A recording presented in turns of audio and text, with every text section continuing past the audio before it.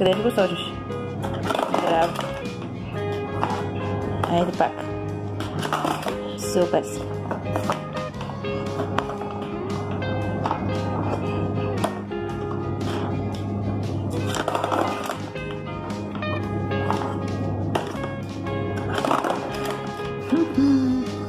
Ти му хвана цяката, маме. Браво, слънчето.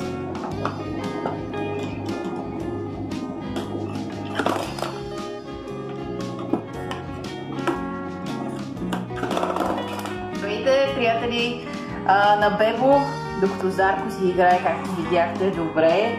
Аз исках да ви разкажа за един друг наш много любим продукт на Бебо и това са клечките за уши.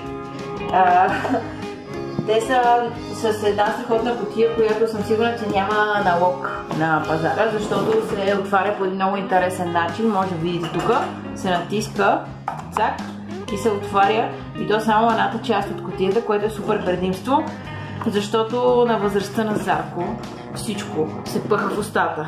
И аз, когато го сложа е тук да го сменям и да го оправям, стига, че всичко на Бебо му е в устата, но се разпиляват и клечките за уши.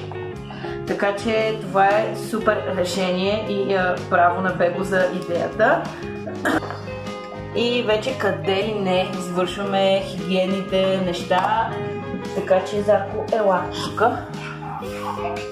Междувременно ще ви кажа, че дори някоя клечка за уши да попадне в обсега на Зарко и той да я захапе, въобще не се притеснявам, защото те са супер здраво затегнати, така че няма никакъв проблем. А пък това, което им е топ, и ще го видите след малко че те са 100% биоразградими.